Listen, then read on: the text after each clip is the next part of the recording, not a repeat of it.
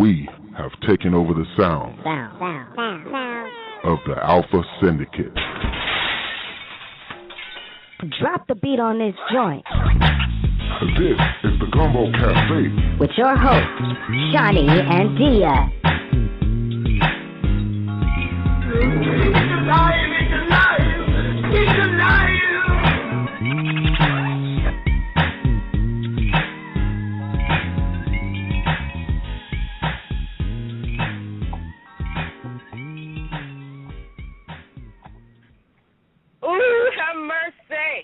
What's up, everybody? Thank y'all for listening in to the Gumbo Cafe.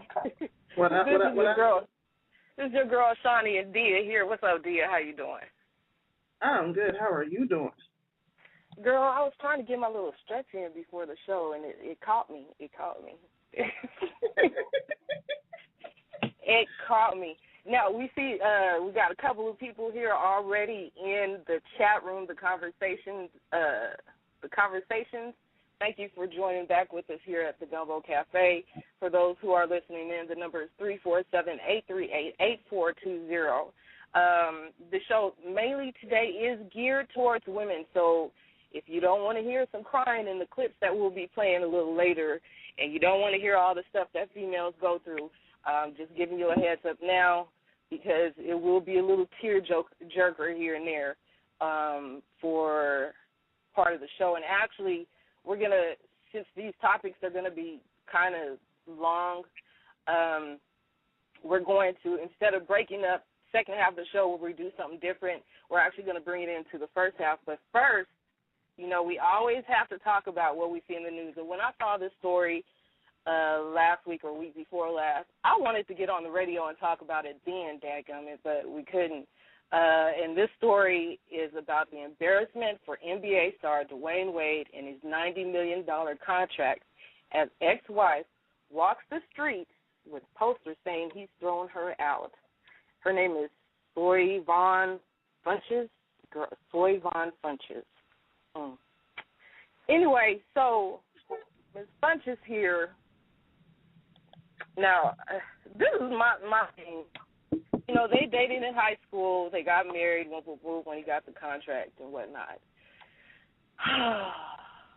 Yes, again, the sigh.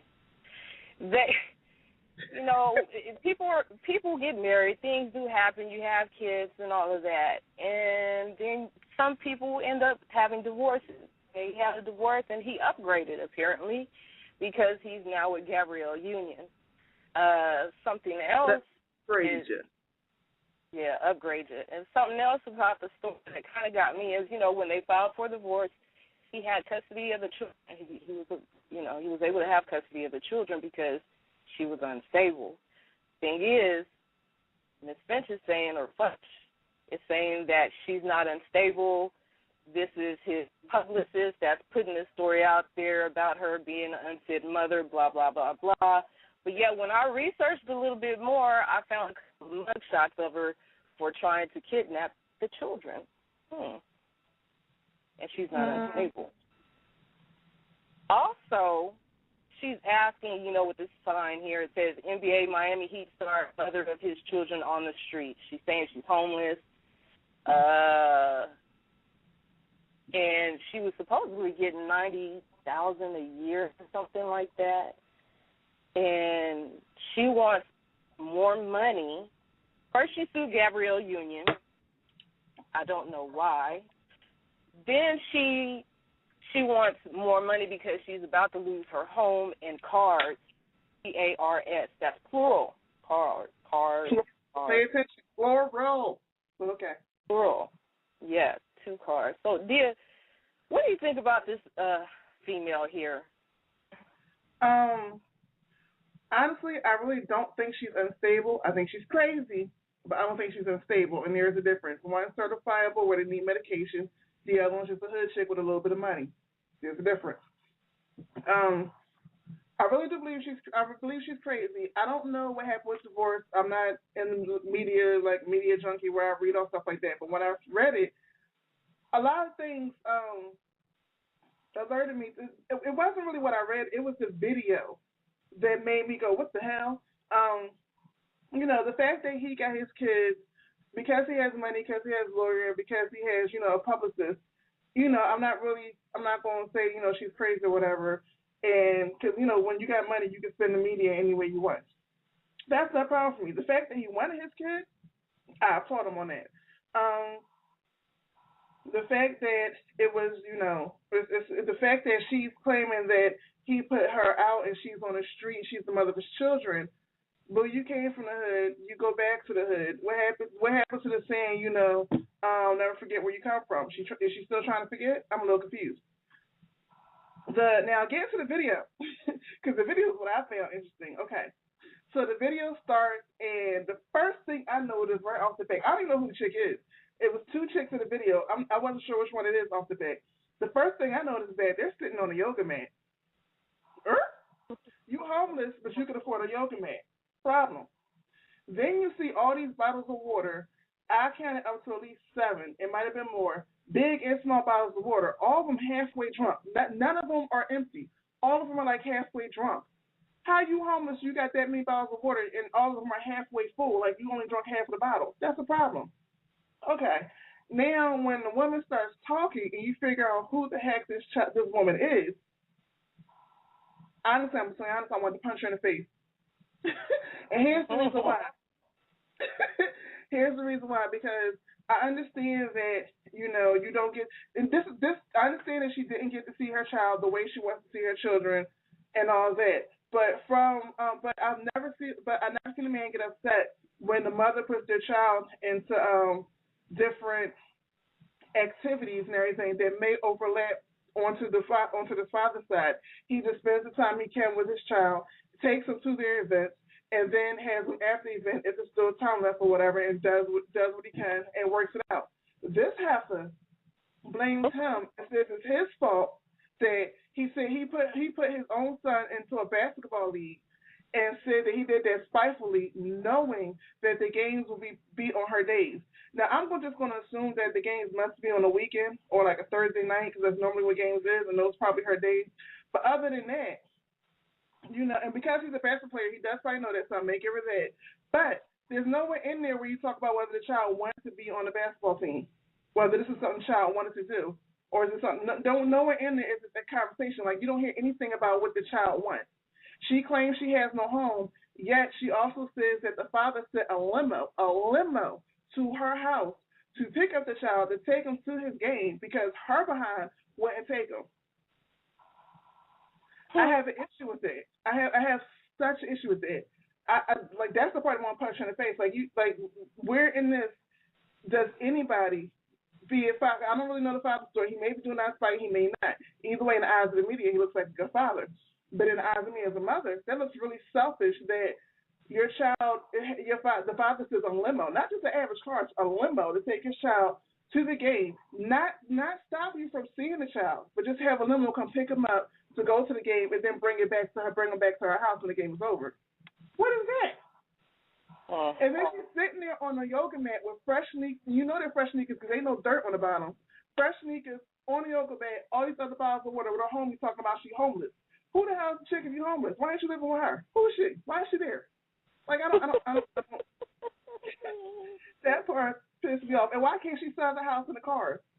Cars, plural. You can't drive for one at a time. Eventually, those are the first to go.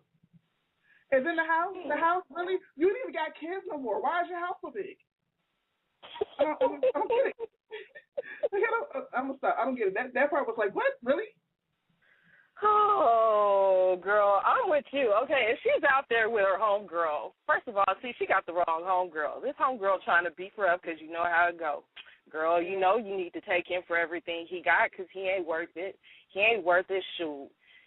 She was probably the moocher anyway, and she was probably the homegirl that was sleeping with him, and she got mad. You know, we know how those stories go.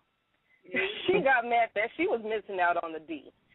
But I don't understand why this is your homegirl. You sitting here supporting her, saying that she's homeless and give her some more money. You got some issues too. Why don't you let her stay in your house? You know, what's the problem with that? You know, if you know this is your girl and she's down and out, why don't you help her get counseling? Because she needs some counseling, dagnabbit. I mean, why not be honest and say who you lost? Boo, you lost. Find another dude to have a child. Maybe that won't work. But on this one, you lost. Give it up. Sell your house. Sell your cars. Why not be honest with her? This game, you lost. In public, I'll help you out. You know, I'll show face you my homegirl. But behind closed doors, boo, you lost. Let's stop playing these games. Why not do that? Because, and I'm glad you brought that up, because that is where we headed today and tonight with this show, is about things that we do as women. Well, some people do, because, you know, you and I, we keep it real with folks as much as possible. Yeah. But, to the point it gets on people's nerves, but we don't care. But it's one of those things that, you know what, matter of fact, let me touch on this real quick. I know you've been getting messages and stuff saying, how come you guys are always on the female? What about the men? Ooh, hold on. Let me go ahead. You had, 3 minutes. I was being nice. I have 3 minutes to say 8. and then, we have people inboxing us like, dang, when is it you gonna talk about these men and they baby daddies? All these baby daddies not taking care of their responsibility. But let's be real for a moment, y'all. Come close. Come closer. If you sitting there calling yourself a queen and doing ignorant acts like this, and you talking about you can't find a man, it's something ain't right with you, boo. It's not the man that's the problem. It's not being honest with yourself. If you sitting there saying that there are no good men in the world, what are you doing? Like attracts like, apparently. If you ain't likable, if you're not likable, then apparently something else is going on in your life. You need to deal with those kind of situations. But back to this chick, Mrs. Savon Funches. Oh, yeah, go ahead, Diyah. Say what you wanted to say. Go ahead. And then we'll get on. No, go ahead. We're going to keep it nice tonight. Oh, okay. Yeah, but back to Miss Funches. Basically, she got used to the money.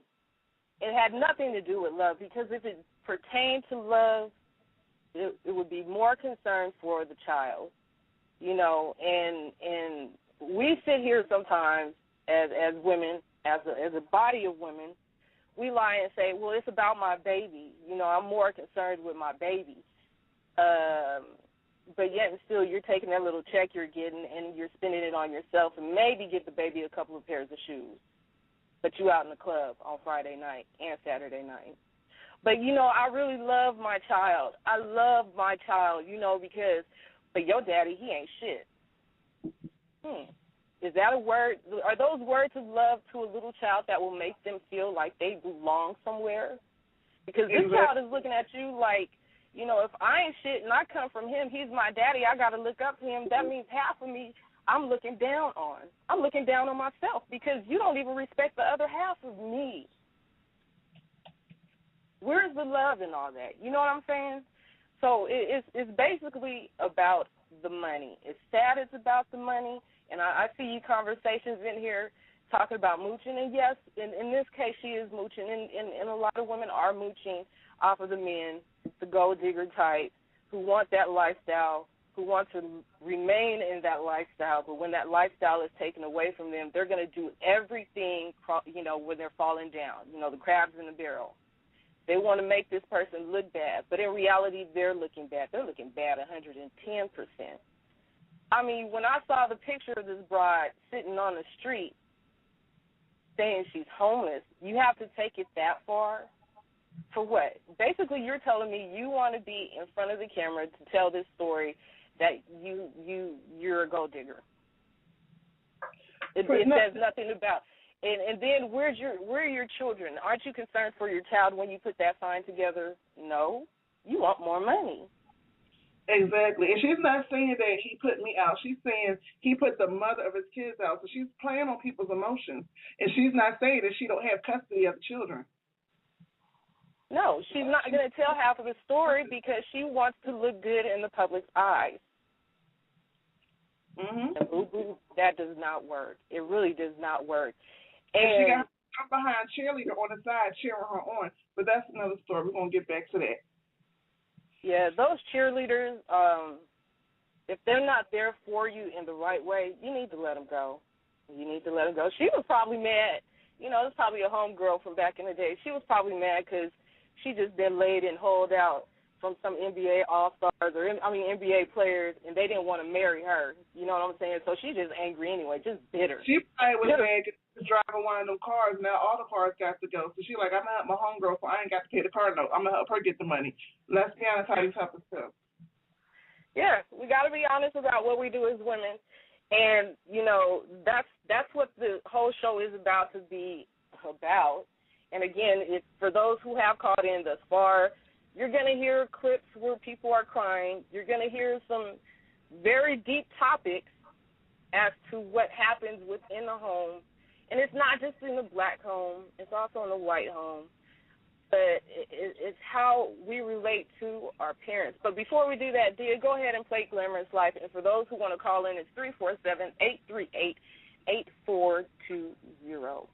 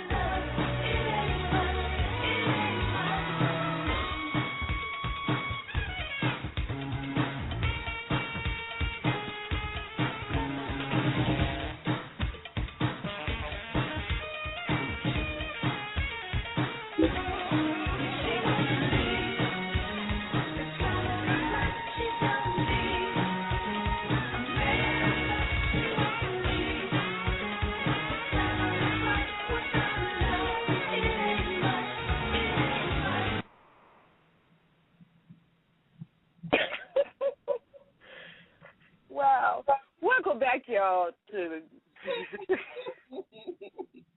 if y'all can see the behind the scene inboxes, boy, I tell you what, I mean, you know, I love Diyah. I really do.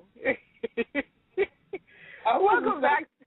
That was kind of, I must admit, though, that was kind of cool. I wasn't expecting to do it like that, but that was kind of cool. Welcome back to the Gumbo Cafe, y'all. It's 347-838-8420. It's a little hot outside. You know, I have to come outside sometimes to do the show because the signal is good out here in the country. You know, I'm telling my business. But anyway. But these next clips, see, Diyah and Diyah will tell you she don't watch TV much, and I don't watch TV that much either. And I happen to be on YouTube peeping a couple of videos about relationships and the lies that we tell as women. And one thing I did, I came across Iyanla Vanzant's YouTube page, and she had a story on there about I hate my mother because, and this was on her TV show, Iyanla Fix My Life. And, you know, I tagged her in the post about doing the show tonight because I wanted to thank her in a way for putting this topic out there. You know, most times when I see people talk about her show, it's always about the baby daddy who did something wrong. It's always about somebody else who does something wrong. But, you know, a lot of the women who share her shows, they don't want to talk about these kind of situations. And this one is about two women and their mother, but the first one starts out with the daughter who's 33 years old and why she hates her mother. She has to come to the conclusion and say that she does not love her mother. And as women, we don't have these kind of conversations like we need to. Like, you know, for instance, why did we grow up the way we did? Mom, what was it that really happened between you and Dad? Mom, what was it that happened in your life? You know, and if this does happen, especially in the Black and the Hispanic culture, is we keep stuff to ourselves. We don't want to talk about anything at all because we're afraid it's going to make us look bad. Have you come across those kind of situations yourself, Diyah? To be totally honest, yes. I'm one of those people. I wouldn't say I hated my mother, but when I finally had a chance to talk to my dad, like, coming from a married woman perspective, I wanted his point of view. I wanted to see the man's point of view of, you know, what happened. And talking to him, he had a whole different version of what went down, a whole different version. And while as a child growing up in it, you know, I still had my views. I'm not going to say I believe him 100%, but I can't say I deny him 100% either. Mm-hmm. So, you know, and that's one of the conversations even now. If I even try to bring it up with my mother, she automatically catches an attitude and either says I'm taking a side or changes the subject. So, and we're good about changing the subject real quick. You know, or switch and play with an attitude. We're good with that. Yeah, either the attitude or we'll bring in faith and religion. These are those cues that stops people from wanting to go any further in a conversation. They'll bring up faith and religion. They'll talk about, you know, they'll do that. Well, you know, man ain't no good anyway. Yeah, he was unfaithful. And all of those things is what prevents growth. Now, the reason why, again, you know, thank the Dean for allowing us to be on, you know, having this outlet. The reason why is because Diyah and I tend to tap on these topics head on. We don't like to hide behind fakeness because nobody heals from that. And when you hide behind it, you don't have any opportunity to grow. You know, our purpose is to help other females to get to the point to where we are. You know, Diyah is married. Hey, I'm close to it. Watch out now. But in order, my goal is not to help other women get married. My goal is to help women to figure out what they really want in life. Yeah, hold on. Sorry. You know how it's not. I know how you do, but it's not stopping you. It's not saying that that's your only goal.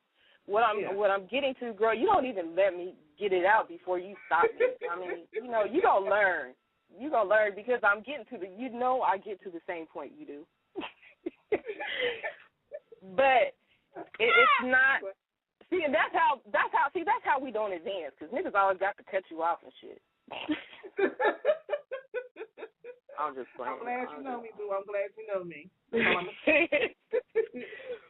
But it's about being a better human being, being a better person, and the only way that you could do that as a female, because we love putting those emotions that we deal with end up being bricks, and we constantly stack a brick on top of another brick on top of another brick, to the point to where it's behind a steel door or a cage door, and we don't even want to touch that door. And what I appreciate about Miss Van Zandt is she took it there to get these three women together to deal with the situation at hand. Now, this first clip, if you have it ready, A Daughter's Confession, I Hate My Mother. This first clip, y'all, there's going to be some crying. So, again, if you guys don't want to hear about it, whatever, just go ahead and leave out. If you guys have anything you want to call in and add to, the number is 347-838-8420. But I'm going to set the scene. The scene is the daughter sitting in the kitchen talking to Ayanna Van Zandt about why she hates her mother. Go ahead, Diyah. When does she stop being a mother and just be a woman, in your mind? The relationship where we were put in a home where that was abusive. Is that where the heartbreak started? Yes. So, I want to hear about it. I want you to go right back there. Okay. My mom's first relationship was with my sister's dad, and I was led to believe that he was my father. And he was, in my eyes, until he moved away. And when that happened, I no longer had a father figure in my life. And what was the heartbreak then? Not having daddy to come home to. Yeah, that's hard for any little girl. Yeah. At the age of 33, Kim says she still has no idea who her real father is. Okay, and then what happened? Then she meets another man. New man. Okay. At that point, I started seeing the separation from her being a mother to her being focused on men. Okay. New man, what happened? He would beat me. He would tell her to beat me. Wait a minute. Hold up. Hold the phone, Jesus. You're telling me that your mother brought a man into your home who would tell her to beat you, and she would do it? She would do it. Give me a pen. What did that feel like?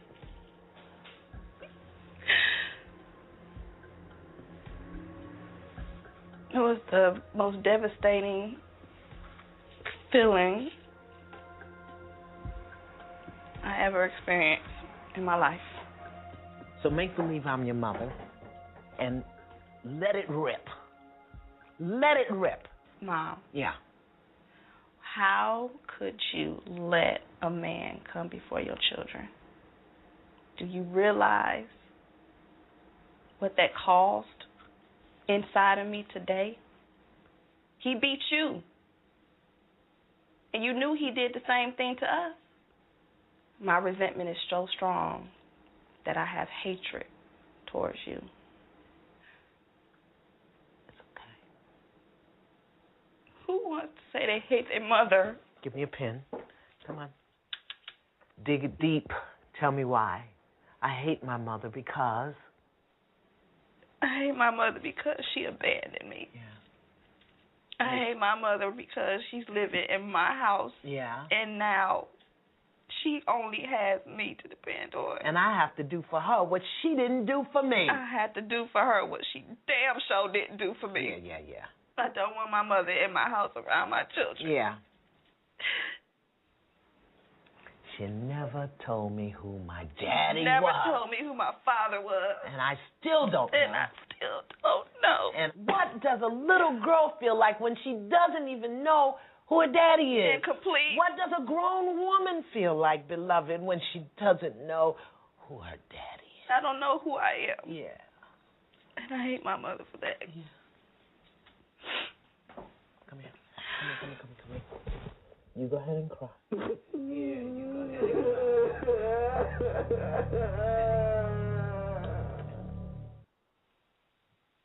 Yeah. It's deep, y'all. It's deep. And when I came across this video, I was like, well, I had to hear more, because, often as women, we'll say, my child don't need to know about what I do. That's my business. Exactly. What goes on in my bedroom is my business. This little girl at, a young age, she felt left out. She didn't have an opportunity to be a child, for one, because this man was beating her up, and she saw everything that this man was doing to her mother. She didn't know why. Of course, it says she doesn't know who her daddy is, and it'll go further into that as we go along in the show. But these things affect children. We think that, they're young, they're naive, they don't know any better, but these kids see what's happening, and it affects them when they get older. With me, I didn't know who my dad was at the time. Well, I knew who he was, but I didn't communicate with him. And I put the stories in my head after not seeing him around. Other people, however, have the mother put the stories in the child's head when the father isn't around. And I was one of those kids. Exactly. And one of those things that happens is that when this female gets older, even if, like myself, when I made up these stories about why my dad didn't love me, and Diyah, I know, will chime in as to what happened with her, but with me, I ended up turning to the streets, sleeping around with men, looking for that love that I felt was not there. She said she felt incomplete, and when she said she felt incomplete, I knew exactly what the hell she was talking about. Of course, Kim is married, and she has children, but that deep cry that she had, I felt that cry because I cried that cry, because I felt incomplete, and that's years of pain and suffering because we don't communicate. We don't have answers, and we need the answers as a child, especially women. We need those answers so that we will have the tools to do better. Go ahead, Diyah, and share your part. Trying to figure out where to start at, because I'm not a feeler per se. I'm more of a rationalizer. So like I said, my dad was there. He was not the best father by far. No, I don't even call him dad. I call him by his name. But in saying that, I just took it as, seeing how the women in my family acted, I just took it as maybe the relationship was already going sour, and this was at an early age, I took this as, I took it as he didn't really want me and she forced me on him. That's how I felt as a child. So with that, I kind of gave him, even though I didn't take no slack from him, and even though every chance I got, I gave him hell for giving slack to my mom, and I fought back every chance I got, and I do mean that, in every which way possible that you can think of. In my mind, I did give him a lot of slack because I just assumed, that she forced me on him. Come find out later, that's the story. But getting back to the topic, I do understand, where she felt as though, basically a part of her was missing. And there's two different sides that I need people to understand. One side is when you don't know who your dad is, but every chance you get, your mom's saying you're just like your father. He ain't no good. You ain't going to be no good.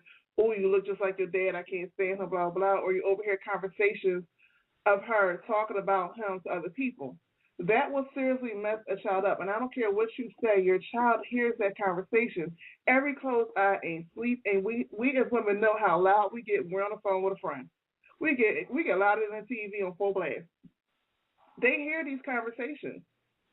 And it's even though you had your problems, pushing them problems on the child, whether willingly or unwillingly, whether consciously or subconsciously, it will mess a child up for years. I'm gonna let you talk because my side is a little bit different because my father was there, but I think people can relate more to you to what she's saying, honestly. Well, it's still the same. It's not the same thing, but it's still that you, even though your dad was there, you didn't feel that connected to him, you know. No. And it was because of those stories that whispering in your ear from your mom, you know, and probably outside family members as well. 347-838-8420. With myself, it wasn't that my mom had put those stories in my head, because she told me to, you know, she tells me every day, I always gave you opportunity to find your father or talk to your dad. I knew his mom. I knew where he lived. You could call him at any time you wanted to. But see, at one point in my life, I was the one who was like, well, if my daddy doesn't love me, the rest of the world doesn't love me. As soon as somebody, as a little kid, now this is me as a little kid, at the age of 6, I found the certain power that I figured would make me feel strong and be strong. So at the age of 6, when something didn't work right in a home, I was like, okay, I don't want to stay with my mom anymore. I want to go live with my grandmother. Then it was after my grandmother and something didn't do right with me living with my grandmother. It's like, I'm going to go move with my grandfather. Then after moving with my grandfather, if I saw something that I didn't like, where I didn't see the love that I felt I deserved, I was like, I'm going to go ahead and move in with my auntie. Now, this cycle continued, and all the way up until I was like 16 or something, because I was always transferring around, looking for love, running from myself, constantly looking for love, running from myself, and facing the fact that there was a point that I did not like my mother, because my dad wasn't there. But I also did not like myself even more so because my dad wasn't there. And by the time I was 16, and my mom, she's very open. So by the time I was 16, you know, Mom, I want to go ahead and have sex. And she sat there at that table and cried and told me all the complications that would happen and won't.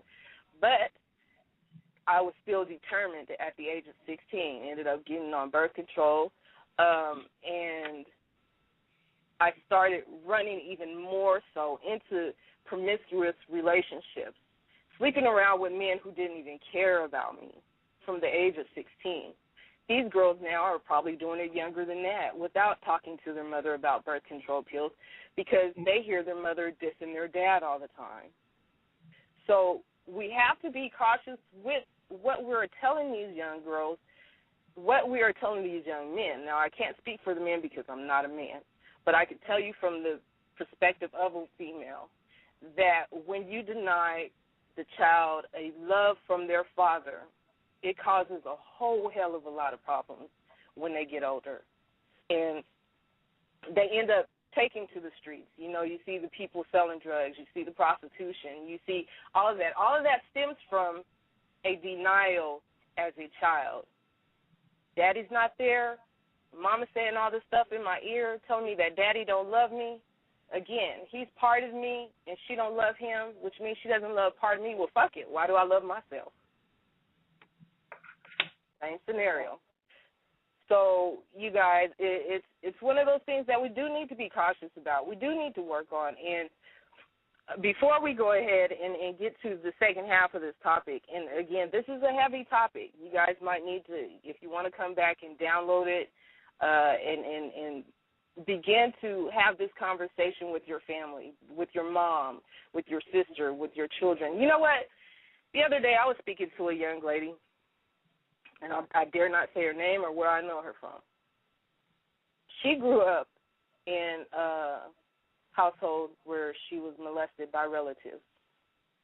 Now, y'all excuse me, my sinuses, but she grew up in a household where you know, her mother was busy doing her thing, going out and about, partying, sleeping around, finding that man that she wanted to love or loved her, and she had relatives that molested her. Her aunt's husband molested her.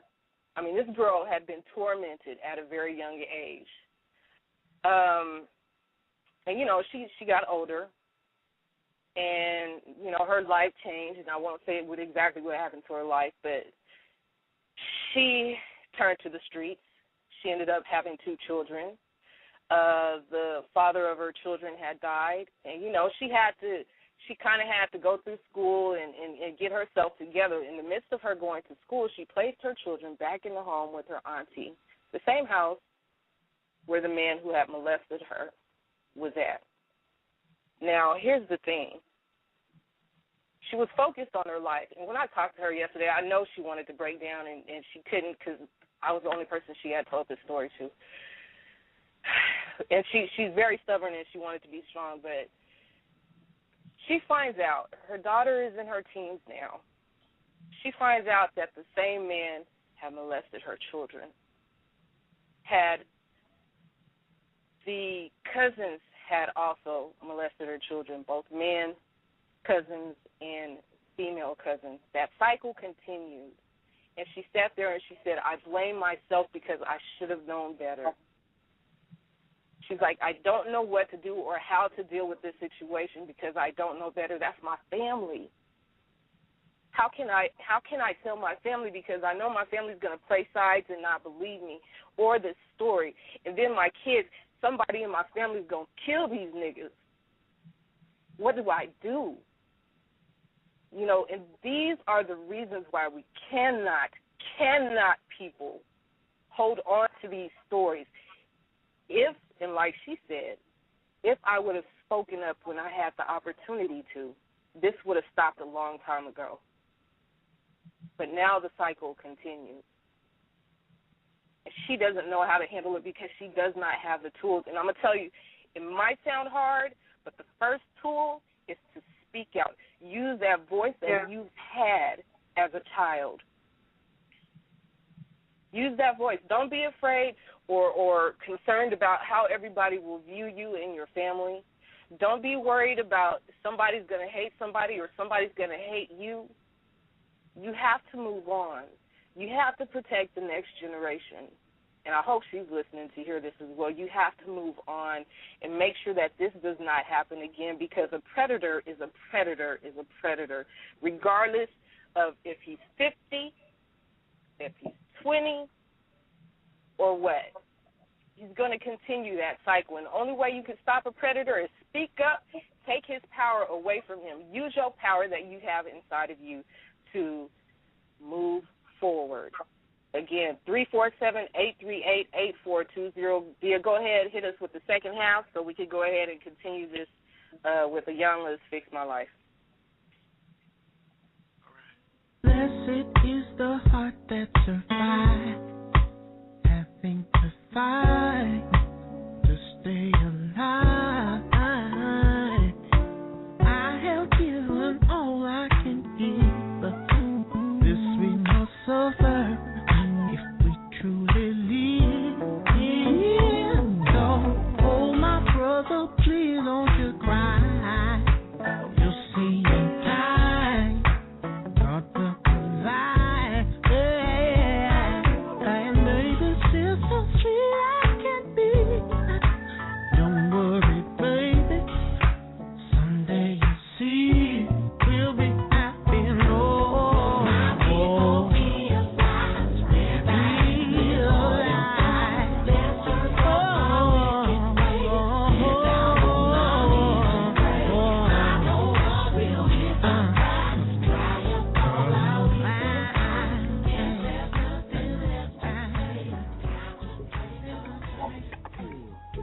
Welcome to the Gumbo Cafe with your hosts, Shani and Diyah.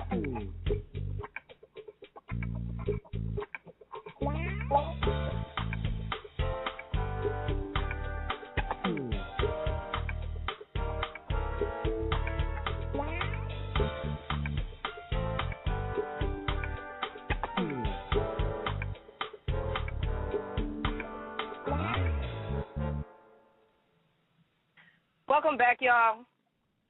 This is a heavy topic tonight. 347-838-8420, area code 904. If you want to jump in at any time, please be sure to press the number 1. We'd always like to hear what you have to say because last time you had something pretty good to say. Don't be shy. We ain't going to hurt you. But this is a heavy topic. And Diyah, are you there right now? I'm there. I have a lot to say. I'm just trying to think of a way to say it, to be totally honest. Wow, this is a show that stumped you. Stumped you. It's because it's a show where, even though I want to say things how I truly say them, on this particular topic, I do want to tread lightly because this particular topic goes so deep into emotions. It's not one of those where you can say, boo, was you, because it's not. You know what I mean? It's not something where you can just go, boo, it's your fault. Because in this situation, it's not. To an extent, it's your fault how you carry it to adulthood, but what happened to you as a child is not your fault. How the lies you were told as a child is not your fault. The indoctrinations and the doctrines that you got as a child is not your fault. So give me a second, trying to find a way to come back to it, because this is not one of those where I go, boo, was you. This is not one of those situations. So you got to give me a second on that one. Wow, this is hard, y'all. I mean, she normally got something to say, but no, it's okay. I understand. This is. The other problem is that my situation is a tad bit different because, like I said, my father was there, and I'll say it again, he was not the best father. He was a veteran. He was an alcoholic, amongst other things. He was very abusive, but he was there. So in the same hand, my situation is a tad bit different. And however, I know you've gone through. I know you know some people who've gone through it though, so it's not completely tad bit different. Yeah, I've known a lot of people who've gone through it, and I know a lot of people who have been molested as a child, including myself, which I don't normally talk about public. I normally talk about it private, one-on-one with people. I don't normally talk about that publicly because my mother to this day does not know. So that's another thing. So it's like I'm in my brain. I'm like, like, and then but on top of that, in my family, I was a whistleblower. This the other part. I was a whistleblower. I was on home saying something was wrong with him. That nigga crazy. He's touching kids, and no one believed me. No one. Now, when I say no one believed me when I called somebody out for what they did, and I did call them out. I've actually fought one of my family members when they tried to do it to me. So, not the one who molested me. I mean, later on when I found out it was somebody else who was trying the same thing, I actually fought him tooth and nail. And one of my girlfriends was there when it happened, and her double behind went and hid in the closet. But that's another story. So, on the other hand, it's like, okay, well, once you tell, what do you do when no one believes you? You know what I mean? But it's like I'm trying to find a nice way to say it. When no one believes you in your home, and see, this is, hello. I had a friend of mine in school who, she used to be the happy-go-luckiest little girl in the world. I was like in the 6th grade. She was a couple of years behind me. And every day she would get on the bus, she'd be happy, joking and whatnot. And the next thing you know, she's crying. I'm asking her all day, what's wrong? Is everything okay? What's wrong? Everything okay? I'm fine. It's nothing. I was a whistleblower in this case. Now, I couldn't talk to her parents. I'm in the 6th grade. What I ended up doing, I talked to the counselors at the school. Come to find out, she was abused by her mother. Now, we say that when a parent does not believe you, that's when sometimes you do have to use your voice and take it elsewhere, outside of the home. I know people are going to be angry that I'm saying that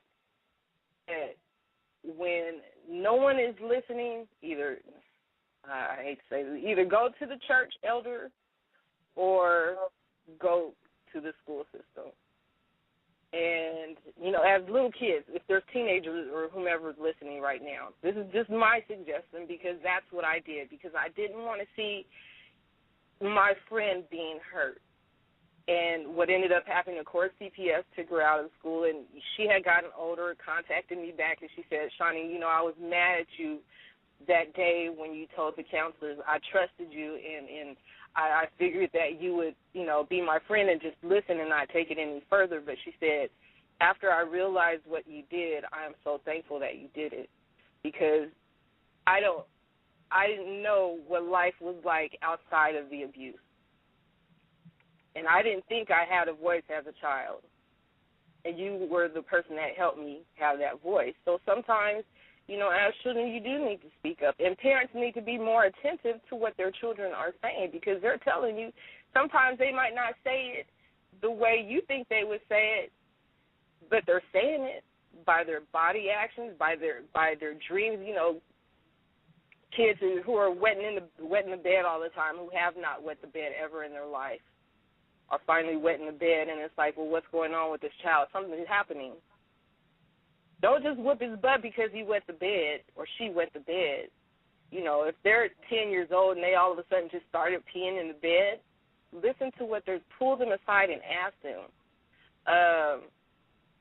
My mom had a boyfriend, and he tried coming into the room. This is something I hardly ever talk about. He tried coming into the room, but what ended up happening? See, I'm one of them crafty little kids.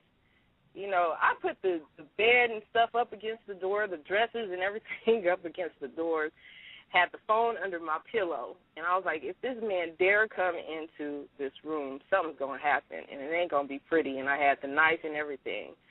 But she pulled me aside and said, what happened?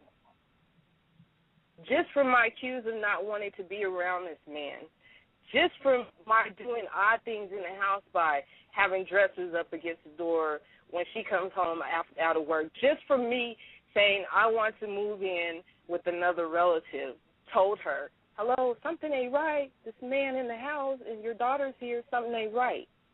So parents, start listening to your children. Watch how they respond to stuff. And don't be so free to have every Tom, Dick, and Harry at your house staying with your kid at night while working or whatever. Now, I'm glad you said that. Just because you saying you need a babysitter. Go ahead. I'm glad you said that, because I'm on the opposite end, where I did everything to make sure my mother didn't know. Because my mother always told me, she always told me, if someone touch you, let me know. She said that. If someone touch me, let me know. But the look in her eye when she said that to me, I knew for a fact she would not be able to handle it if I told her. I know that for a fact. Even till this day, the reason why I still have not told her is because when we have those conversations where it's possible for it to come up, I could tell by the sound of her voice that she would not be able to handle it, that it happened to her baby. So I did everything possible to make sure she did not know. When I came around this particular person, I didn't show no type of, I was always a sarcastic child, so I didn't treat this person in particularly any different. I never made any quarrels. And part of it for a while is because I didn't know what was wrong. I'm totally honest. Part of it for a while is I did not know that what this person was doing to me was wrong. It didn't dawn on me until my breast came in that this was wrong, because when my breast came in, it was a different feeling, and I was like, wait, I don't understand this. Hold up. And this person didn't stop, and that's when it became a problem with me. But even then, I did not tell my mother at all what happened. I made sure it stopped on my own. I had my own ways. You know how I am, Shani. I'm very revengeful, spiteful once I know something. But I did not. I made sure for a fact that there was no marks left. There was no way that this person was going to say something. There was no way anybody's going to question it. I made sure that my mother's integrity and her emotions was intact until she's ready to talk about it, or until another family member says something, or until another way the situation came up where I thought as though it wouldn't be an emotional kill to her. To put it like that. Because something like that is there's the one mother who's in denial, there's the other mother who truly cares. For the mother who truly cares and just really didn't know, that's almost like a bullet. That's like a bullet to their skull and their heart at the same time. And even at an early age, I totally understood that. People always told me I had an old soul, so at an early age, I always understood that. And I knew from the look of her eye, there was no way possible I could tell her this. I'm gonna deal with it in my own way. There are some kids who do that, and for those kids who do that, one, I commend you, but two, you have to speak up. Even if you don't speak up to your mother, you have to speak up to somebody so that this does not keep happening generationally, or it doesn't happen to another child after you. All right. Again, 347-838-8420, and if you guys want to call in or you want to speak, share a story, whatever, press the number 1. But, there are a lot of children who don't want to speak about it. But the adults should be able to notice these things and see these things. But before we even go to that, this is where things change for this family. Now, I'm going to set the stage or the scene again. This time it's the two daughters in the room with the mother and Ayanla. And, you know, this is that meeting point where conversations begin.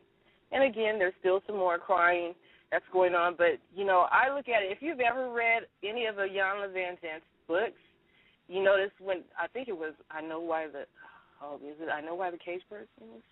No, that's not. Anyway. Girl, I can't remember. Anyway, but in her book, she was like, she sat in the tub with scalding hot water. She would let that hot water out, or when the water got cooler, she put more scalding hot water in. And basically what she was doing was she was releasing layers. And that's what we're doing here tonight, is releasing layers so that you get to the root of the problem, the heart of the situation, so that you can move forward. Even if it's not to be in a marriage, but just to feel whole again, or to understand what whole means and to understand what love means. You have to get to these points. So they're in the room in the daughter's house, Kim's house, and, you know, it's about to get serious. So, and it's not even fighting or anything like that, but go ahead and play the Ayanla 2 so that we can hear it. Wait. I'm sorry, Ayanla 1, not Ayanla 2, Ayanla 1. Okay. I want you to know that it still pains me that you have never been sincere with me, and when I've tried to talk to you, I feel like I'm talking to a brick wall. I feel that you traded me for your own selfish desires. You traded me for men. Breathe. Keep going. I adored you. I admired you. I looked up to you. You were my God before I knew who God was. And then I go from that to being beat, and you allowed it. You turned your back after we showed you the marks, the scratches, the bruises, the pain in our face. And you just turned and walked away. That still lives in me because I don't understand how you could have done it for years. Yeah, it gets deep, y'all. So this is Kim confronting her mother. Now, I picked Kim because I can relate to her. You know, she's Generation X child, 33 years old. And actually, she's close to your age, Diyah. But I know. I do have one question, though. Was she actually confronting her mother, or was she just in the room where stuff happened? Because I didn't see the video. No, she's talking to her mother. It's the mother, her two sisters, and Ayanla, and they're sitting in a circle in the room. Okay. And she's sitting there looking at her mom. Mm-hmm. Okay. And she's asking her mom these questions as to why did you allow this to happen? You know, even after I showed you, even after I gave you proof, why did you allow this to happen to me? And before we even get to the next part of you and I talking or discussing this, go ahead so that you can get a feel of what happened during this meeting. This clip is a little bit longer. However, you're going to hear what the mother confesses, and you're going to hear how a disconnect can happen. Go ahead and play the second one, Diyah. Do you have any regret? Yes, I do. Why haven't you said it? I was scared of what you would say to me or think of me. You trusted me. I didn't protect you. I didn't. Because I didn't know how to. Say that again. I didn't know how to.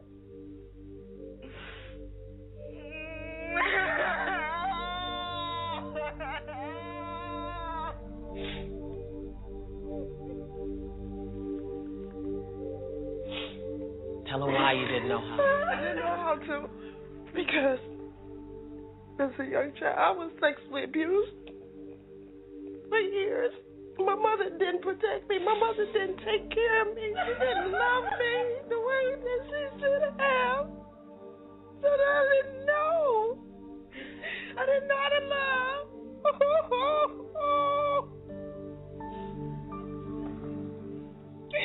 I'm so sorry. I'm so sorry. Oh, Lord, forgive me. Okay, everybody breathe.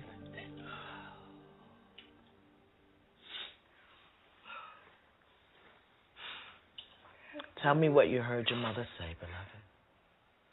That she didn't know how to protect me because she wasn't protected by her mother. Yeah. Mm-hmm. I feel her pain. Yes. Tell me what you hear right now. She didn't know any better. She didn't have the tools to give us what we needed. I heard your mother say, I'm sorry. She did. But I want you to understand this. Sorry for her is not an expression of what happened. Her being is sorry. She wakes up sorry. Sorry is her identity. That's why when she says, I'm sorry, you don't even feel it. What you see as a disconnect from you is really just her state of being. Mm-hmm. What else do you want to speak to your mother? I still need answers on my dad, on my father. Who is he? Okay.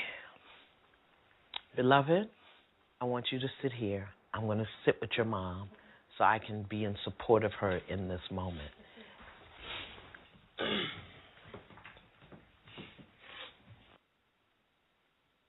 Okay. Now, before we even go to the other clip, there was a lot in that one, too. And, again, 347-838-8420. 843, if you have any questions or comments, go ahead and press 1, and area code 904. If you have any questions or comment, go ahead and press 1 as well. Now, what we heard is the reason why this cycle is continuing is because the mother didn't have the tools. The mother went through the very thing that she put her children through. She didn't know what else to do. And you find out that sometimes as adults they're not aware because they've been placed in situations where it's also hard for them. This goes back to the same young girl that I was speaking about earlier before the break, and she was also in that, environment where she was molested, and she didn't know how to protect her children because she didn't have the tools. And if you would check back with her, I mean, if I even asked her, did you ever have that conversation with your mom to see if your mother was ever raped or anything of that nature? Now, in your case, Diyah, I hear you saying that you want to protect your mom from the stuff that's happening. You don't want her to be hurt or upset. I hope, and this is me as your sister, I hope that after the show that you and her will have that conversation. I know it's hard, but I hope that you two will have some sort of conversation. Maybe if you need to go visit her face-to-face and have the conversation, but eventually I hope that you do too. The both of you have this conversation so that you guys can move forward as well. Now, it's a lot. This is a lot. But in order to heal, and that's for all of you guys who are listening, in order to heal, you have to tackle these hard things in your life to move forward. And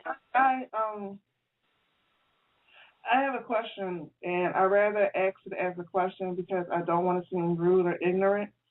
I can only go by what I have noticed as a pattern. Even though, us mothers will say, I can't even say us mothers because not us mothers. Certain mothers will say, I didn't know how it happened to me. Honestly, when I hear that, I hear a resentment a little bit, almost if You can't really understand me unless you've been through it yourself. You can't judge me unless you understand what I went through. And honestly, I'm only being honest. That's what I hear. And I would love for a mother who's been through it, whose children has been through it, from the same person they went through it with, to call in and kind of explain the mental process of what goes through your mind when you're dropping your kids off the first time. Because after a while, it gets numb, it gets dull. But that first time when you drop your kids off with the same person who did it to you, I would love to know, in all honesty, what actually is going through your mind. Because from my perspective, it comes off as they can't judge me unless they've been through the same. Not saying that you do it on purpose, but on some subconscious level, to me, it has to be there. And yes, I could be totally wrong on this one. On this one, I could be totally wrong. But I've only go by my rationalization. And to me, on some subconscious level, it has to be there that they cannot fully judge me unless they've been through what I've been through. And I've seen so many women who've been through this and then put their children with the same people who did this to them and use that same excuse. And I'm saying excuse loosely because, like I said, I don't really know, so I'm going to be wrong with this. But I'm saying excuse loosely that they didn't know how to protect their child when it was as simple as finding a different babysitter, or as simple as it's kind of like putting your child with a demon you know than a demon you don't know. And I just want somebody to explain that, if possible, if anybody's willing and brave to say that, explain that mentality, if they want to call in and explain that. Okay, and the number for those who do want to call in is 347-838-8420. Press the number 1 if you would like to explain it. And I would also like to say, though, that when you've been told your entire life, Diyah, that this is family, this is all you got, this is you hear that before you hear anything else, regardless of what has happened. This is all I got, because as a child you're conditioned that this is all I got, and this is my family. So I have to still, I need a babysitter. I got to work so I can get my children out of this environment. This is all I got. This is my family. Family's supposed to be here for you. We always hear people say that. Your family's supposed to be there for you, but blah, blah, they're your worst enemy. But yet still everybody's gathered together on Christmas, Thanksgiving, 4th of July, and we're told as black people, and again, Hispanics and sometimes even whites, we're told you don't talk about it. What happens behind closed doors stays behind closed doors. We're not going to even bring it up. I don't want to hear it. Shh. You hear that? Shh. That choir director. Shh. I have been told that too. Plenty of times. So exactly. So when you hear that and you're put in a certain environment, it's like, I don't have anywhere else to go. I don't, you're sitting there, you're turning the drug. So you're searching. You're searching for an outlet. You have no outlet. You have nobody to talk to because your friends ain't going to understand. They just going to sit there and tell you, girl, I ain't got nobody. I can't even watch my own kids. Girl, you better call so-and-so and so-and-so. Those people kind of force you to put your children into that environment. You're hurting, but you still need help. You're hurting, but you're still wanting somebody to at least help you because you need to advance. You've been told to advance. But when the doors are shut on you, who else do you turn to? You understand what I'm saying? So those emotions are put on the back burner because you have to be a strong woman. I'm a strong black woman, or I'm a strong woman, even if that means jeopardizing my children. I'm strong, even if that means 5 years from now I hear the story that I've gone through. So those lies, again, are building on top of each other. Those bricks are building on top of each other. There is an emotional cue there, but you can't move forward because you have no outlet. You understand what I'm saying? I do. I was with you up until the end. The end part is what throws. Like I said, I don't. My mom, as far as I know, my mother's never been molested or raped, and she damn sure wasn't done molested by the person who did it to me because he wasn't even born yet. So I understand to an extent. That's why I'm really quiet on this particular side because I understand to an extent. That's as far as but you're saying, as far as putting a child in that environment, what's going through the parent's mind. What's going through the parent's mind is work, getting dinner done, feeding my kids. Oh, I got to go to work again. Oh, I wish this nigga would call me. Oh, he showed his sex me down good. Hey, girl, what you doing? Let's go to the club, then back to work. It's a cycle that we don't want to get out of because we think the ride is fun when in reality the ride is a train wreck. Now, see, towards the end, that's the part I understand. When you said I had to go to work, my brain was going, whatever. But when you start saying that, this dude sex me down, I want to see him again. I need to pay these bills for whatever reason. I need to put the food on the table for whatever reason. Those I understand because that's when you start going to down and rationalizing. That part I can kind of I can understand to an extent, put it like that. Not fully, but to an extent I can understand. Because to an extent, even though that my father was crazy, I must be honest, it was not my dad. Like I said, the dude who did it to me wasn't even born yet. He's not that much older than me. So it wasn't. He was crazy. He had his abusive ways, but that wasn't his issue. But at the same time, she still left me with my father, knowing that at the time I was short. Not, I was always a tough person, but at the time I was shorter than him. And he had issues from the Vietnam War, and he always think I was one Vietnam people coming to kill him. And so to an extent, I can understand that. I heard that laugh. To an extent, I can understand. It's okay. To an extent, to that extent, I can understand where she's rationalizing her needs above the needs of what the child actually needs. To that extent, I can understand. That part I can understand. When you start actually going, that part I can understand. Yeah, and I mean it's rationalized. It's a sad rationalization, but it's a rationalization that she feels she has to use in order to survive. And it goes back to the chick on the block with the daggum water bottles and the sign. She's using those same cues as a woman, sad cues, but she's using them. And to have so many women run from it and not want to discuss it is what really bothers me. I'd love to. I mean, this goes back to even when we were talking about what was that play that turned into a movie for Color Girls. I was thinking that for Color Girls. Yeah, for Color Girls, and this takes me back. This whole show reminded me of For Color Girls. And, had women going to the movie theater, seeing it 5 times, and then they walked away from it and didn't even want to talk about it. It was a good movie. That's all you heard. Well, what did you gain from it? What did you learn from it? What do you think about PTSD? What do you think about abortions? Girl, I wasn't worried about that. It was just a good movie, but I went and saw it 5 times. You had an opportunity to open up and to heal. But when you're running from that opportunity to heal, you're allowing the cycle to continue. And I still don't see how people saw the movie 5 times. I only saw it 1 time, and I was like, dear, this movie's a trip. I can't see it again. I saw it twice. But I did see it twice. But outside of you, there was no one, and I mean absolutely no one, who was willing to go deep with the movie to open up and heal. Not my mother, not my cousins, not certain friends who was around me at the time.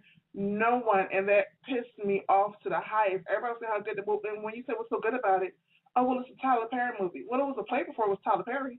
Did you pay attention? Like, really?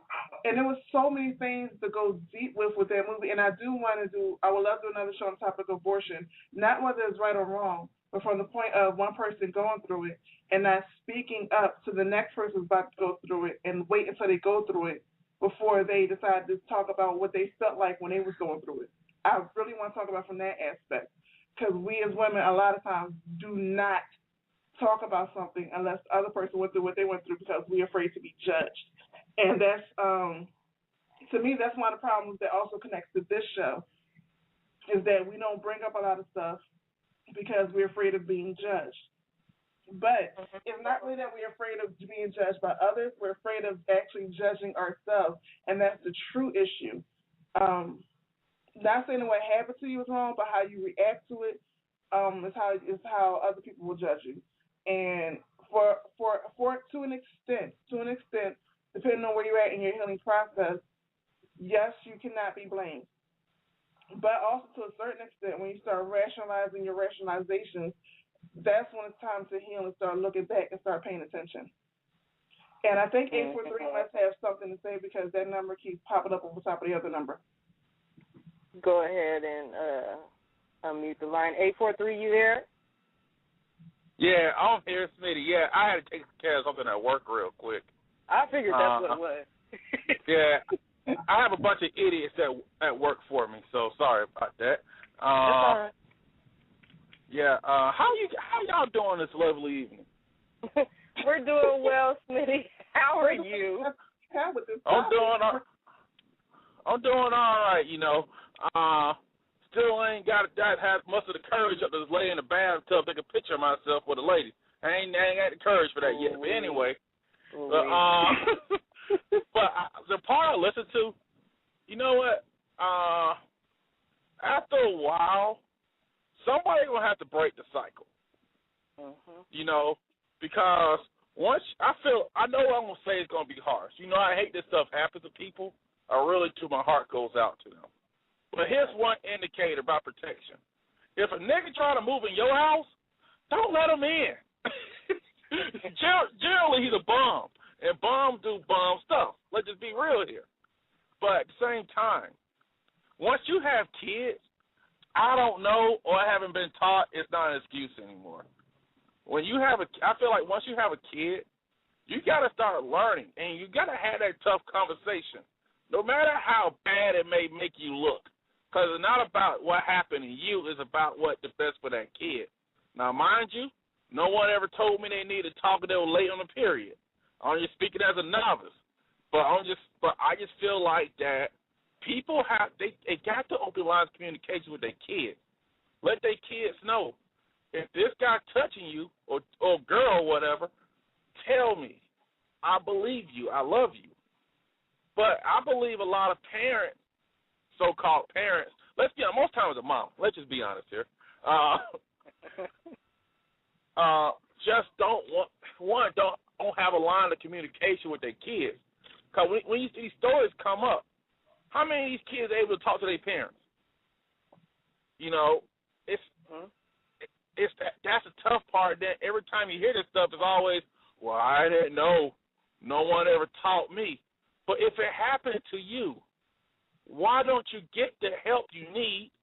And also, if you need to learn, find a way to learn. Google search for something so your kid can have better. You know, I know everybody's supposed to hold hands and sing Kumbaya and we are the world and we shall overcome, rough side of the mountain, all that. But after a while, someone has to just, you know, break the cycle and say, I don't want my kids to go through this. Right. You know, City, you're always making me laugh. I mean, right? I'm like, you said, Kumbaya, stop. You said on the other side of the mountain. I mean, I know you were being serious and trying to lighten the mood, but. So on the rough side of the mountain, that Mahalia Jackson, I think that you sang that song, that thing. I forgot who sang that song. On the rough side. In all honesty, from coming from my perspective, from what happened to me, what would you say to a child who doesn't want to put their mom through that type of emotional pain? Well, the problem is it's going to come out sooner or later. Have you anyone noticed that it always comes out? And I think sometimes it's that, yes. And let's be like everybody. I'll do my Dean impersonation.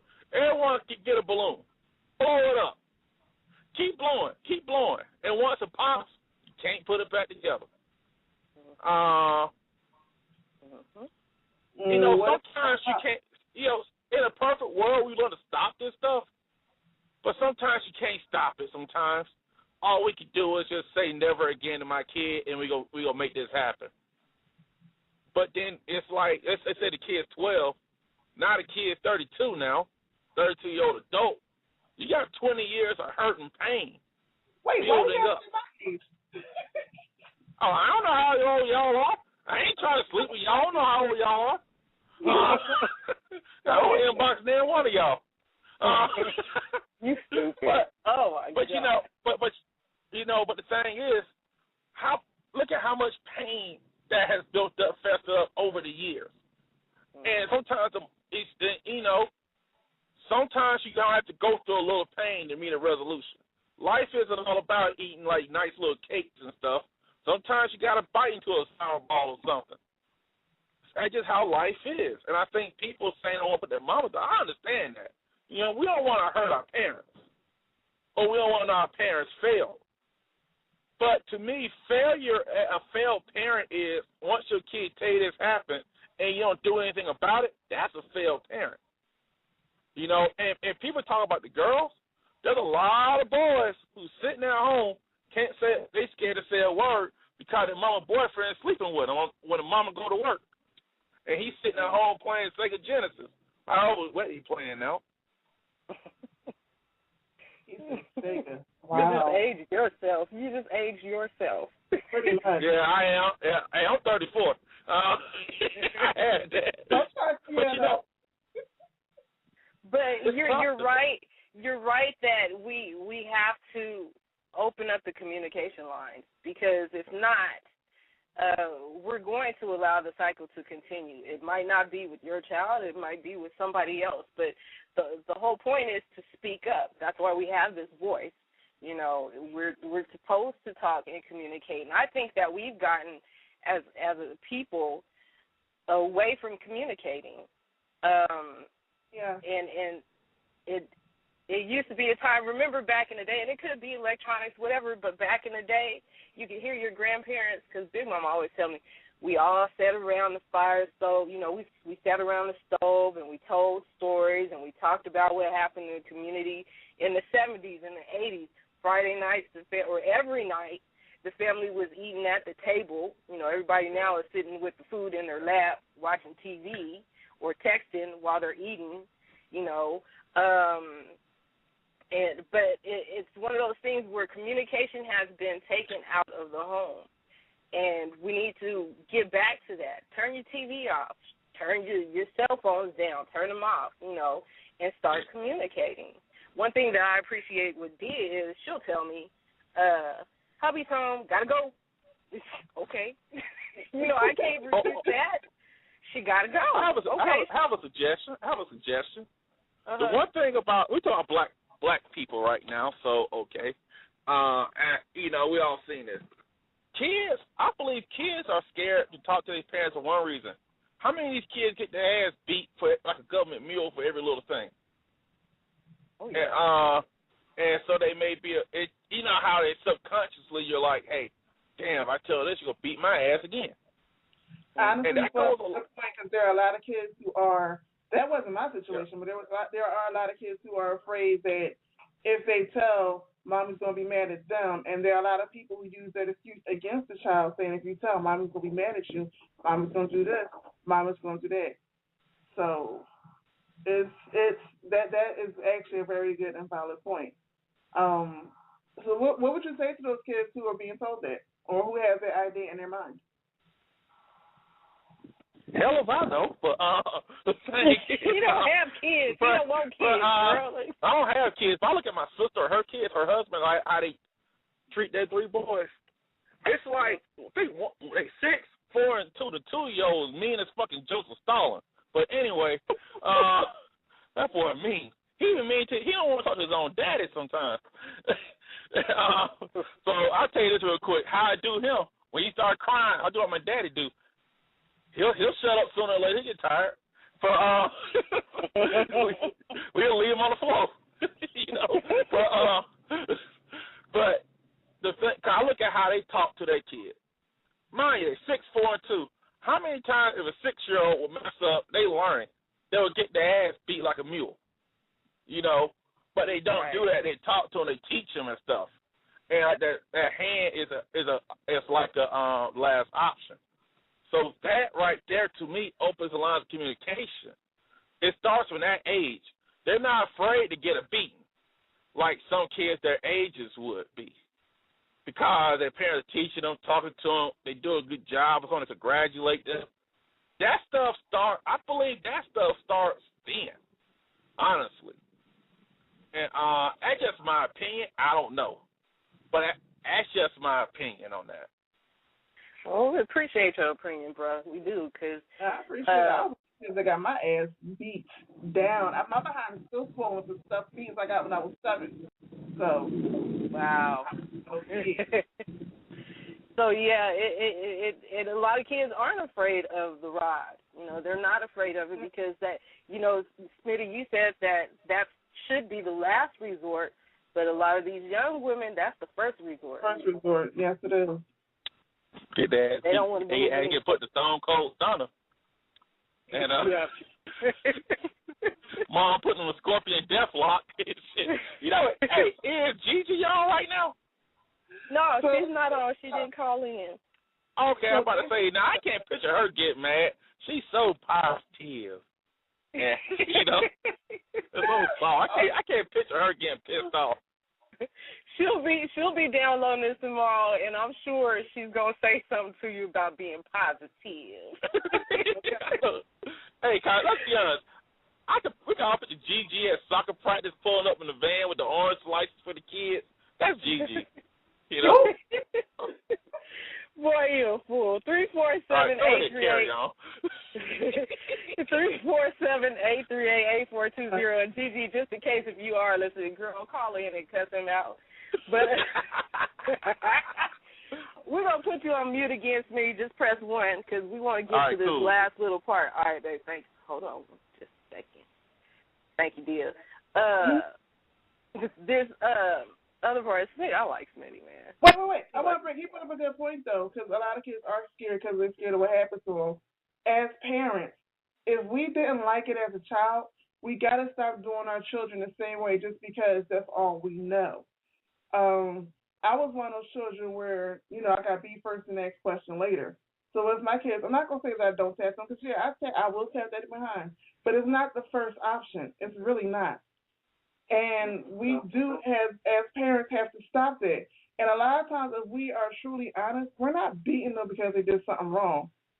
We're not beating them, or maybe it is something wrong, but it's something that we let go the whole week. And all of a sudden, now it's a problem. We're really beating them because we're stressed out.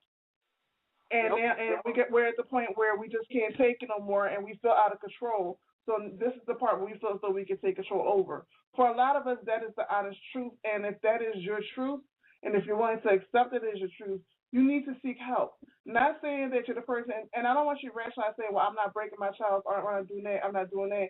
Think about the emotional damage you're doing to your child when you're yelling every 3 minutes over something as a book bag left by the door when he left it or she left it at the door 2 or 3 days ago and it wasn't a problem. There's a dish in the sink where they just ate off of and they forgot to put in the dishwasher when there's the dishes in the sink all week that child didn't even do that you left in the sink. You know, we have to really start paying attention to what's our stress that we're taking out on our children and what's actually what the children's doing that need to be disciplined. And when we look at it in that aspect, it's really not too much that we really have to spank them for, especially when they're at the age, even at a young age. Most people don't think that children 2 and 3 year old understand, but they do. They do. When you sit down and talk to them, they understand. And I'm not saying having a 40-minute conversation with a 2-year-old because their attention spans are so little. But 3 sentences and they understand. You may have to reiterate, you know, in a week or so, but they understand. They do. And I mean understand on all topics, whether we want to believe it or not. They understand on all topics. It's us who don't want to go through their emotions, us who don't want to realize what we're going through. It's us who don't want to feel while we're discussing it, and we project that onto the child and take it out onto the child, and that also needs to stop. So I am glad Smitty brought that up. Yeah, and I'm also glad that he brought up something that you mentioned as well, is seeking help. We are so afraid to go to a doctor. We don't even want to go to a doctor when we stepped on a nail and it's, you know, it's sticking out the bottom of our foot. We're like, oh, baby, just pull it out and stick your foot in some Epsom salt. You're going to be all right. You're going to be all right. Okay. But forgetting that you might get, you know, gangrene and stuff. But going and seeking counseling. You know, Diyah, you mentioned the show, and I think we will do this next week on abortion because, you know, that's a topic that I do not mind talking about. So next week we'll talk about the consequences of abortion and what happens. You know, if you do it, that's on you. I did it, but it is being truthful. She did it too, but being truthful about that abortion and how it affects you is something. Again, we're digging deep into these situations that have caused drama into our life. It's not about male beating up, male bashing, none of that. It's not feminist movement, blah, blah, blah, blah. Bump that crap. It's about getting to the heart of the issues and moving forward in our lives. And that's the whole purpose of what we do here on the Gumbo Cafe is getting to the issues that are hard to deal with, but we got to deal with them because we're tired. I know I'm tired of seeing the same dumb crap every single day. Over and over again with the same excuses as if it's original. And not saying that your feelings aren't valid because they are, but at some point you have to move past the feelings to get to where the feelings came from so that you can heal and move on and not get stuck in the same place in your life where things keep happening over and over again and you have no clue why it keeps happening to you and don't realize by your emotions, by your thoughts, by your habits, you are putting yourself into these same situations where you don't have to be anymore because you're not a child anymore. Now you have control of the situation, but you're not allowing yourself to emotionally, mentally, and spiritually grow past them. Mm-hmm. And again, these clips, they're getting to the heart of it all, and I tell people this. Well, I used to say it a lot on Facebook. Is like our lives are kind of like onions. You know, you have every layer. You have that dingy layer that's yellow and it's dirty, and you got to pull it off to reveal something, and then you reveal that thin layer, that membrane that reveals something, and you're constantly pulling back layers. You're going to cry. When you get close to the middle, you're going to cry, but then when you get to the heart of the onion, it is as sweet as anything in this world you could ever imagine. And that's the point of getting to that sweetness in the center in your life, just like in my life. I had to do it, you know, which is why I did Evolution of a Woman, because I was evolving. I'm still evolving. We're evolving every day. Diyah does it. You know, she don't cry, though. She hard like that. But I cry just not often. She don't cry. I don't care what she's telling you. I ain't never heard her cry. I could be on the phone crying over a commercial I saw with the Pillsbury Doughboy commercial, and she's like, what the hell is wrong with you? That's different. That's a different state of reality. But 904 actually was to speak up now. So let's take her. Let's take that off. Area code 904. What's your name? What you got to say? Hello, can you hear me? Yes, ma'am, we can. How are you doing tonight? I'm good. How are you guys? Awesome. What kind of question or comment you got for us this evening? Well, I just really had a comment on what you guys were talking about earlier as far as kids. I just wanted to reiterate basically what you were saying, that parents do need to be more aware and more intuitive when it comes to their kids and the changes in behaviors, because that is a major sign that something is going on with your kids. Right. And you're also a mother, correct? Oh, yes. Yeah, I have a 14-year-old son. Okay. And do you have those kind of, or these kind of conversations with them? If not, you know, sexual conversations because he's 14, but are you able to communicate with your son? Well, my son, our situation is a little different because we had an incident when he was younger, and that's why I said the signs are really good. You know, you need to pay attention to the signs that your kids give off, because that happened to my son, and I was actually, I was intuitive with what was going on with him, and I saw a lot of changes in him, so I knew something was going on. He did finally let us know what was going on, and it's okay. I just lost my train of thought. It's okay. But you were able to communicate. You guys have that understanding to where you can communicate. Yes, now. But, I mean, like, I'm sure that if nothing would have happened to him, it's something that we would have talked about anyways, but due to something happening to him, we did, we discussed it a lot more. I really do appreciate you for being open and also reiterating the fact to the parents that are out there to have this communication with your children. Because you want to make sure you stop it before it continues on, and you want to be able to show your child that I do love you. And we see a lot of times where parents don't show that additional, take that additional step into showing the love. So I commend you for doing what you did. I really do. Thank you. You're welcome. Is there anything else you'd like to add? Because we're going to go ahead and go to the final part of this clip here. But did you want to add anything else? And thank you for listening. No, that's all. Okay. Well, if you have anything else to say, just remember to press the number 1, and we got you. We got you, boy. Okay. Got you, boy. All right. Okay. Now, this is okay, you got it. This is the final clip, and remember now, they're in the room, and she asked her mother, the mother had the big cry with the daughter. She explained that I didn't have the tools when I was a child, so I did not know how to show you love or how to protect you. And the daughter, Kim, had asked her mother, well, who is my dad? I would like to know who my father is. So go ahead and play that clip because we only have like 20 minutes left, and it's the third one. Truth is going to set you free. I don't know who your father is. Honestly and truthfully, I don't. I have been with multiple men, and I couldn't even tell you who your father is. Share with her what you became aware of yesterday. That I was really lost. My heart was so empty and broken, and that was something that I needed at that moment, because it just made me feel so dirty. I hated myself. I did, because I can't tell my daughter who her father is. That is it's like putting a dagger in my heart. That's the hardest thing I have ever had to say. How can you tell your child you don't know who my father is? But to this day, I don't even know who my father is. Pathology. I don't know. Go ask her for her forgiveness. Ask you for forgiveness.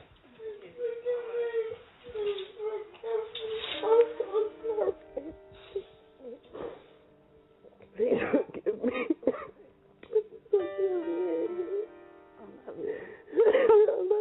I love you so much. I love both of y'all so much. Okay, so, she didn't know who her daddy was. She slept around, continued to cycle, didn't know who her baby's daddy was, and you would think that possibly that this family would grow a little more after all of this had happened. Now, the youngest sister, I didn't highlight her because, she's the younger one. She knew who her father was. She just didn't know why he didn't stay around. But Kim's story, like I say, stood out to me because she hurt the most. She was the older sister. And she's married, 2 kids, but she still resented her mom. Even at the end of the episode, that final clip said that her mom's still living with her. However, she wants her mom to hurry up and move out. Her mom ended up going to cosmetology school. She wants to better herself, but she still needs that place to stay for the moment, for the time being. But, her daughter's like, hurry up and move now. So it's like, to me, it said that she got the information she wanted to get, but now there's anger and resentment still towards her mother. So this is what I see the pattern with a lot of women is, even after we hear the truth, we don't want to remember forward. Yeah, we don't want to remember, and we don't want to move forward. And we don't want to be reminded of it. That I've seen A lot too. Mm-hmm. I can only speak of this part from seeing it from people because I never actually resented my mother. I did see her as weak. I will admit that. I've seen her as weak for years, honestly, but I never actually resented her. I guess because I felt pity for her in a way. So this part I can only talk about from what I've seen in other women and even women close to my family. Where now it's at the point where I have a couple of aunts who are living with their children, and I know for a fact that every last one of their children want them out their house. And it's because of stuff that went on when they was younger that they seen their mother do. They seen their mother put men before them, man after man after man, job, even if it wasn't a man, sometimes not always a man, job after job after job, opportunity after opportunity after opportunity before their child's happiness. And now when the child finally got a little bit of peace, a little bit of happiness, now they got to take care of their mother and be reminded this day in and day out, and they want their parents out. So from that aspect, I do understand, and I have seen it way far too much. Basically. Yeah, and it's like when you open up and when you begin to communicate, because if you ask for communication, you got to be ready, because again, it's gonna hurt. You got to deal with each of those scenarios. You have to continue the communication, which is often what we don't do. Okay, we said it, we good. Now I'm great. No, you're not. You have to, and that's the thing with therapy. If you ever notice, because I've been, and I know you've been, with therapy, is you have a session every week, sometimes, according to how bad the situation is. 3 times a week. 3 times a week, you know what I'm saying? But the community, that's the thing, is the therapist understands that you have to continue the communication. They really aren't diagnosing you and, they just ask you key questions and let you do all the talking. As chocolate folk, we just want to do all the talking. We don't want to let the person say what needs to be said when they're hurting. I got that bad. We know Diyah got it bad sometimes. but I'm not tonight. I'm not even going to do it. I know it, girl. It's because I got to get you back from last week. But I know. I know. But the thing is, with communicating, it's a constant thing, and it works both ways. Okay, this is what happened to me. This is how I feel. You don't stop in the middle of the session and say, okay, I'm done. I'm good. I'm healed. No, you've had years, 30-something years of dealing with the problem. Let's work a little bit more, if not for the 30-something years, just long enough to where it seems like we are finally able to breathe fully and love each other the way that we do without these barriers still. When you want to hurry up and get your mom out the house, like you're saying, they don't want to be reminded of the situation. I'm sorry, I have something else that's come to my head, and I ain't going to bring up that topic tonight, but it has to continue. Regardless of how it still hurts, again, we're going to go back to that onion and how it peels. You have to constantly peel back all these layers until you get to the sweetness of it, to the sweetness of life. And, it's going to hurt.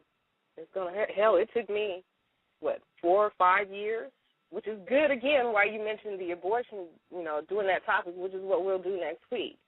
It took me 4 or 5 years to get just past that part. Then it took me a whole lot of years to get over the fact that my dad wasn't there. And that was after being in his presence and realizing that he is a human being, and he went through stuff. And I feel more empathetic towards him or for him because of the things that he went through, those struggles, because he didn't really have the tools, to be the type of father that I wanted him to be. However, through those years of healing, I finally got that. Even though my blood father wasn't there, I had my big daddy, which is my grandfather. I had my uncle, which is my aunt's husband. I had my mom's brother, which is my uncle, and my cousin Melvin.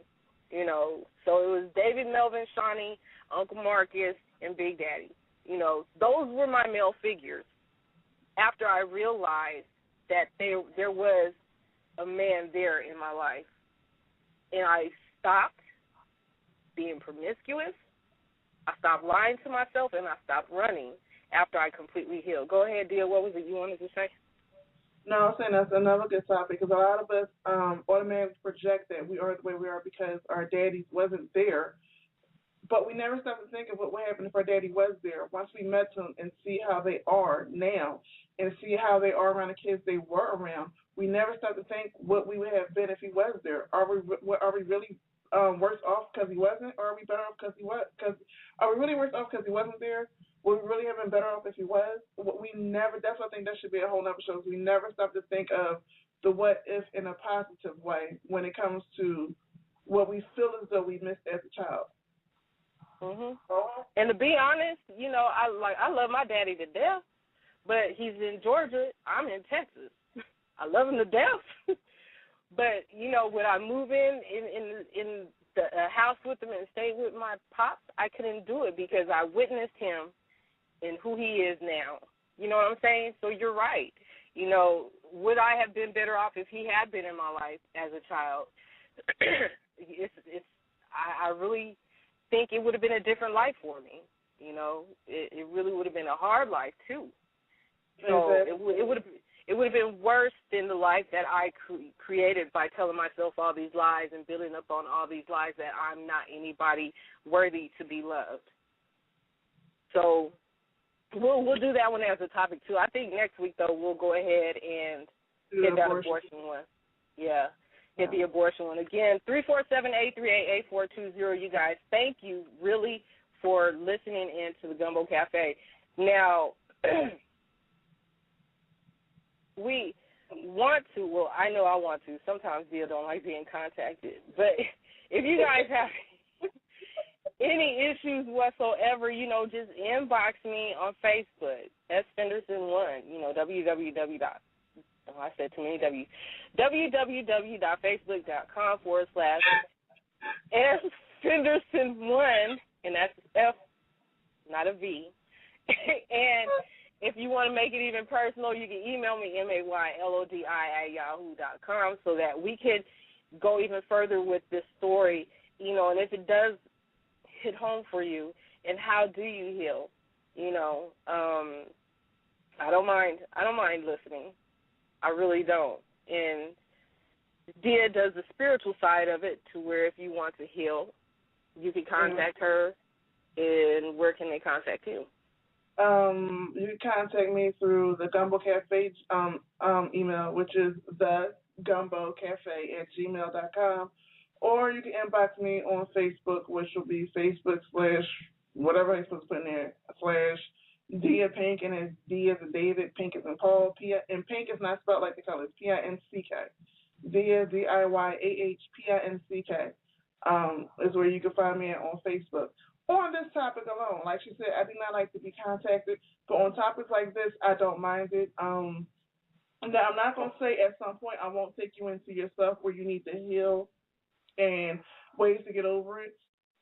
But on this topic, first, you do have to go deep into where it came from and letting all that stuff out before you can get to the healing process, before you can get to see how that helps you in the future. And, you know, while we got a few minutes left, I do want to say that if you allow it, it can help you in the future. And I say this from personal experience from things that I went through, because I went through these things. I can see now without somebody even looking if it's happening to them or if it has happened to them. They don't have to say a word. You know, it's something. They can be smiling. It's something in the crease in their eyes that I can just see and tell that something's going on and something has going on they have to heal from. And even though it's a hard blessing, it is a blessing because I could help them heal when I had no one to help me heal. Because I had to heal on my own. I had to figure it out on my own. And from doing that, I'm able to help other people heal it, and I'm able to help other people do stuff. And when you come out with what happened to you and you allow yourself to heal, then you can open yourself up to see that you're not alone. There are plenty of people going through this, and you can help them heal the process so maybe they can stop someone else from going through it. And that's what this is all about, helping each other heal themselves so that they can see that they're not alone and that they can help the next person stop putting up blinders because we're so stuck in our own emotions. Yeah, that's the truth, Ruth. Because, you know, the women who contact us talking about, all y'all do is talk about female topics. What about the men? What about the men? It's Baby, not about, let me tell you. It's not about the men. Because if you're sitting around at home and you got a hard leg and we had hard legs, we'd be talking about we'd be talking about those topics. But if you just got a dildo in your closet or somewhere under your bed or in your dresser or whatever, then we talking to you. Because we're females, people. We know what goes on with us, is all I'm saying. If you spitting out babies and all of that, we know what goes on with our bodies from the inside out, from the mind, from the lies that we tell, because we sure in the hell do tell a lot of daggum lies. Girl, but okay. So even from the lies that we tell, it's all about changing this entire perspective so that you can do better. And again, Dean, for letting us, do these type of shows. Next week is going to be another heavy week. However, we'll lighten it up. We will lighten things up. But tonight we just had to get to the root of one situation that a lot of people are going through without their fathers in the home, through the abusive relationship with the mother who has slept around with many a men and things of that nature, and not speaking up for her children because she had her own agenda, to the woman sitting on the corner with her own agenda.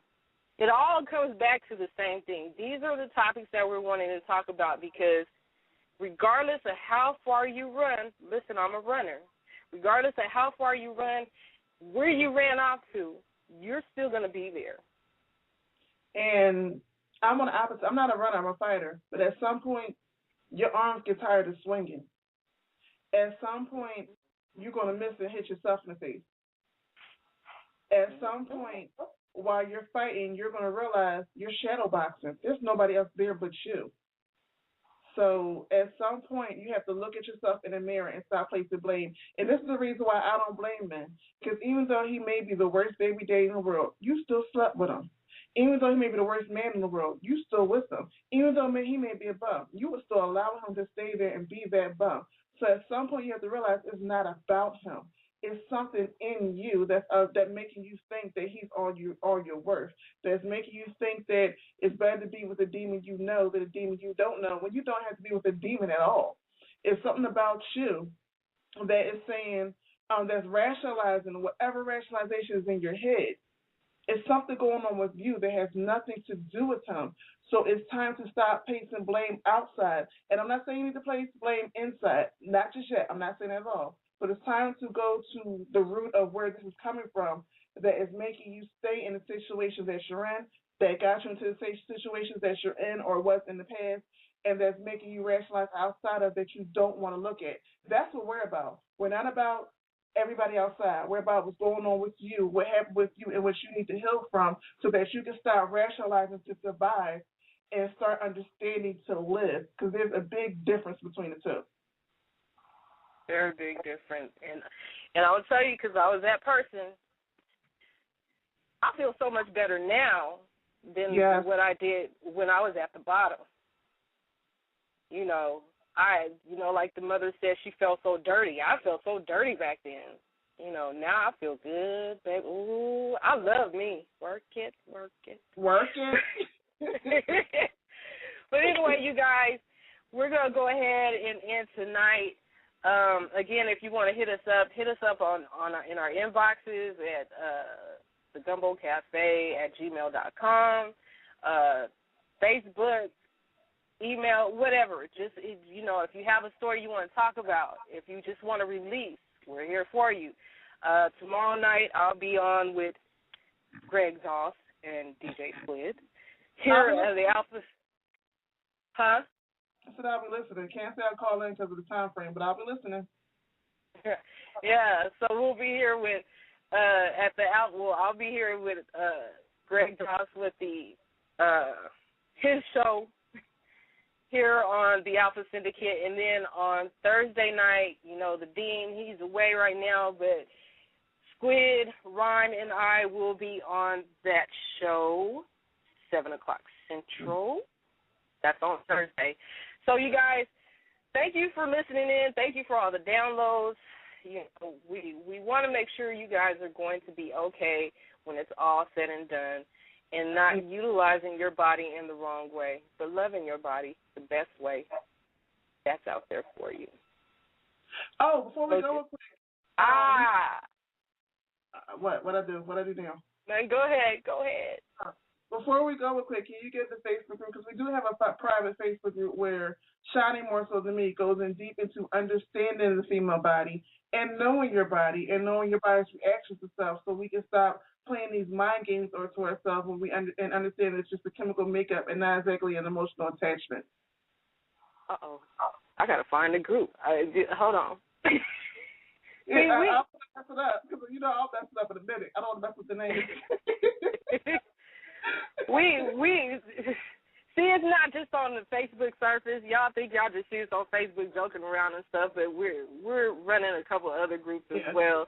And this one is called Everything You Need to Know About Your Body.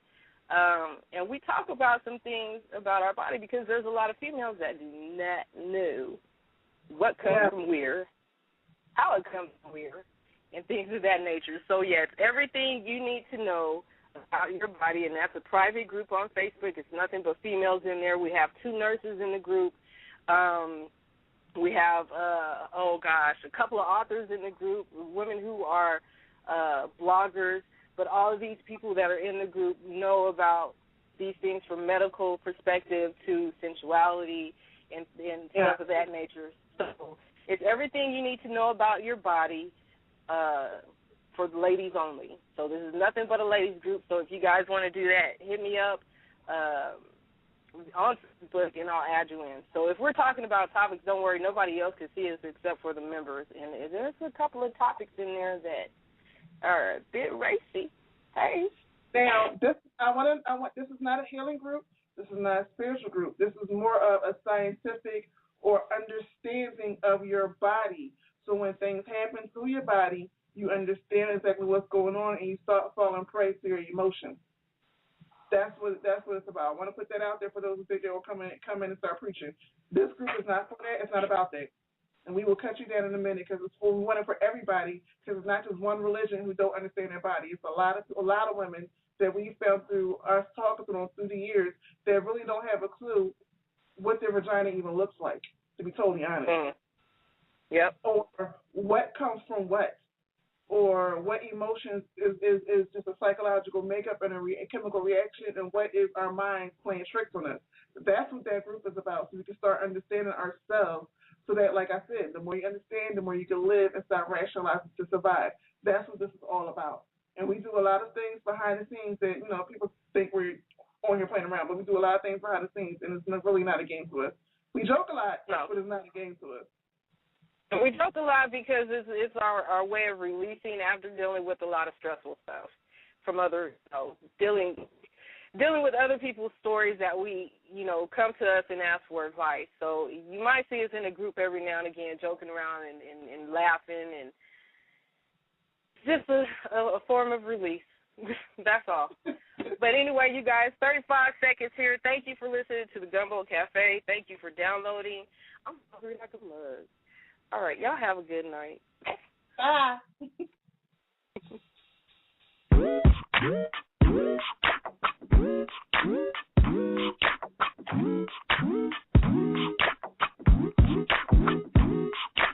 I used to ask myself a question: is there one big lesson for all of the crazy things that people say to put you through?